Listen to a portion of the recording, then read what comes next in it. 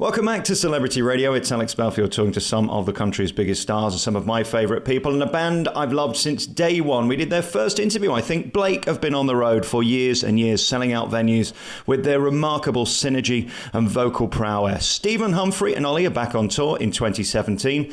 They're going to be touring all across the UK, starting on April the 1st. They're going to be in Chesham, then the 15th in Horsham.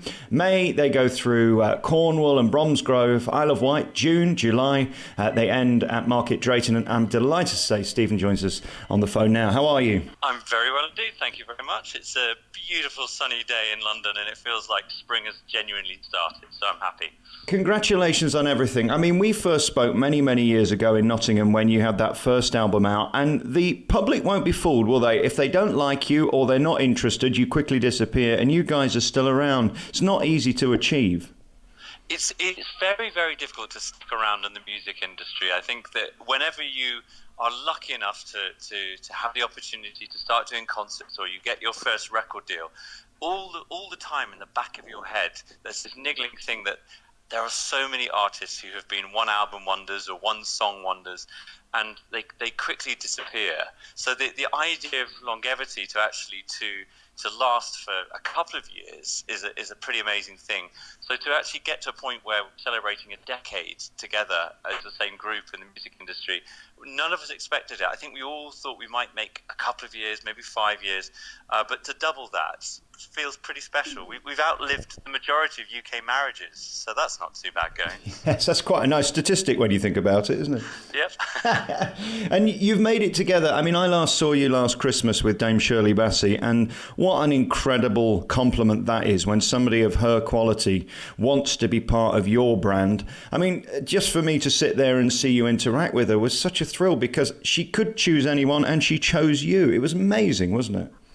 Yeah, I don't think the reality of having her behind us and having her support has ever really sunk in for us. It feels very much a case of a kindred spirit. Another artist came to us with a project she wanted to do in the case of singing a Christmas song, and it just felt right. And the aftermath, other people saying to us, you know, this is one of the biggest stars of all time, the stars of all the Bond movies, an icon, not just here in the UK, but all over the world. When other people started saying that to us, I think that was the first time that we really realised what we got ourselves into. You know, once you're in bed with Shirley Bassey, so to speak, you kind of, as long as you stay true to who you are and stay true to the music, it's very easy to remain good friends, mainly because she's a lovely lady. She really is. It's somebody that I think we all feel that we just get on very well with. So it's a very surprising thing to have got to this point in our career and to be able to say that she's not just somebody that we've collaborated with, but somebody that any of the three of us could refer to as a friend. And I think that's a special part of our journey. There aren't many people in life who you meet where you get a tingle, and when you're in the presence of those people, keeping your cool is always tricky.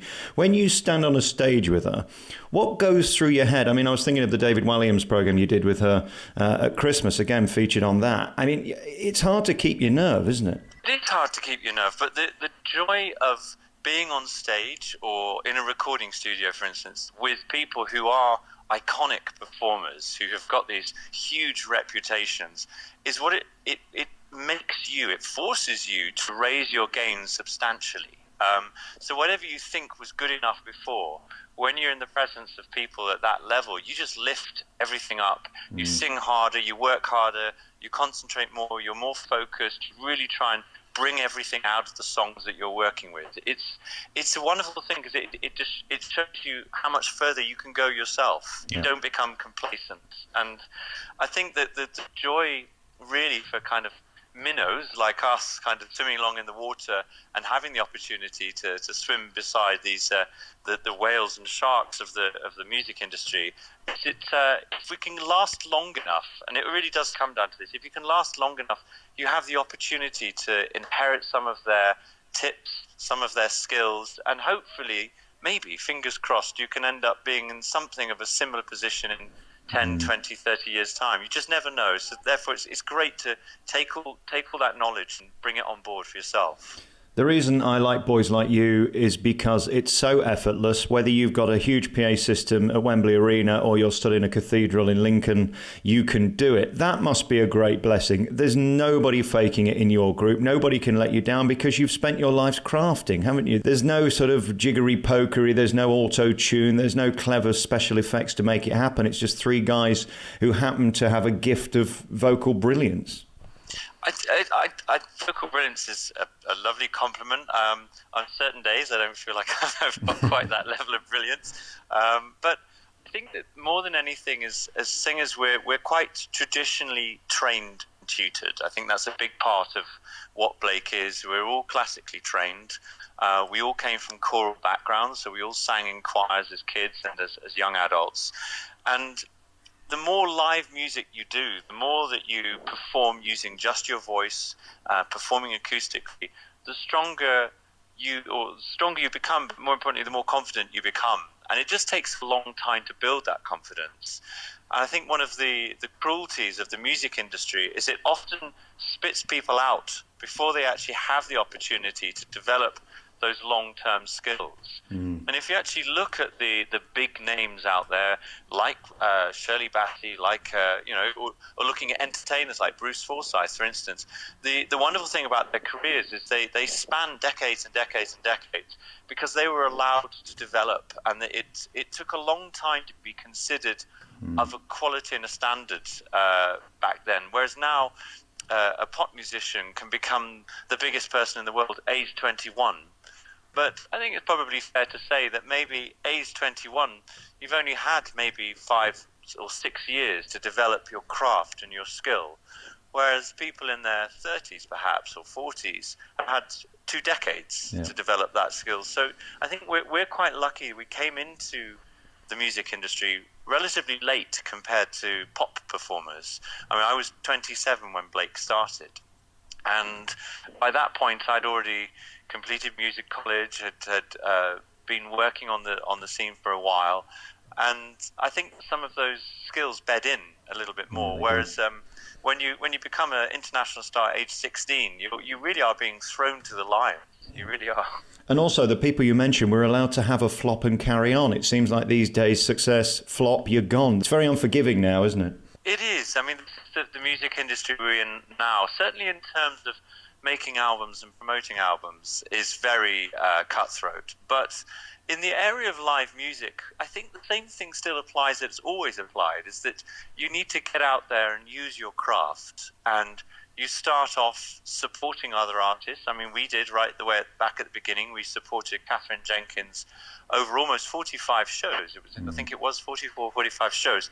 So we were cutting our teeth on those support slots. And that still remains the same for any artist now. If they really want to develop the skills, they need to get out there and sing as much as possible. It's something that we get asked a lot about. A lot of young artists come to us and ask for advice on how to, quote unquote, get into the music industry.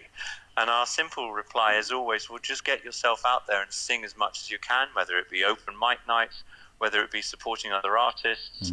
You've just got to do a lot of performing to develop that confidence. Absolutely.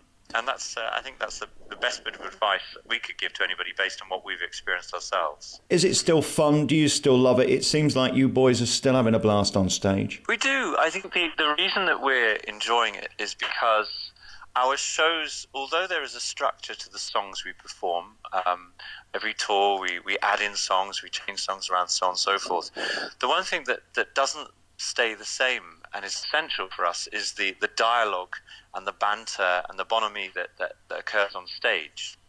That's actually something that's created every single night. It's different every single night. Everything's ad-libbed. It can go very off-piste at times, and suddenly you get this very surreal humor that suddenly comes up out of nowhere. And the three of us will kind of look at each other and go, where on earth do we go with this now? But hey, we'll just keep going anyway. And it's, for us, the dialogue and the interaction on stage is as important as the music itself. It's what keeps the show dynamic. It's what keeps it fresh for us. And we are very much enjoying that. We love it. And then, of course, we look at your fans. They are mainly female, and they mostly find you delicious. Is that still the case? Well, I guess we're relatively easy to spread across bread. Maybe I don't know. I'm sure. I don't. Delicious is very interesting. I think that we've been very lucky to have a very consistent group of fans here in the UK, and also overseas in Asia as well, who stuck by us, who've really stuck by us through thick and thin. Obviously, over the years, our lineup has altered, and we've changed members, and members have moved on. But the wonderful thing is that our fans have stuck by us all the way through all of that, and they've always been very true. I think it's probably true today that they're mainly ladies, but we've also got a very good gay following as well, which we would never forget. I think to hold on to your fans over a decade, it's partly the music, it's partly you keep creating albums and tours which you hope will excite them, but it's also about being accessible people as well. It's about being friendly, it's about being open, and I think we've always, after every single show we've ever done in our entire career, we've always gone out into foyers and sat down and stayed there and signed as many people's CDs, as many people's programs as wanted them, and enjoy taking the time to chat with everybody who's been at our concerts and find out what songs they liked and what they didn't like. I mean, some people are as forthright with complaints as they are with compliments. But that's the nature of the industry. But we love to have that closeness with the people who follow us, because, it's a corny line, but we are genuinely, and this is the same for every artist, you are nothing without the people who support you and follow you. So it is very important to be there for them as well. And there's no faking it. If they like you, they like you. If they'll come, they'll come. And when they're done, you'll soon be working in a bank somewhere, won't you? Working in a bank would be great. Probably be earning more money. But I think it's a case of one is very privileged to be involved in music in any way at all. You're also incredibly skilled and talented, and I think that's the reason you're here 10 years later. Stage and Screen, the UK tour by Blake, hits the road on the 1st of April. You can get all the tour dates by going to blakeofficial.com through May, and you'll be in Yeovil and Cornwall and Chesterfield. I'll probably see you in Chesterfield in May. Then June, you're coming to Runcorn, Stockport, Radlett, Poole and Spalding, and concluding the tour in July in Hastings, Southampton, Truro and Market Drayton too. Thank you so much for talking today, Stephen. We wish you all the best. You are three incredibly talented guys who deserve every success. Thank you for your time. Thank you very much, Alex, and you're full of far too many compliments, but we'll always take them.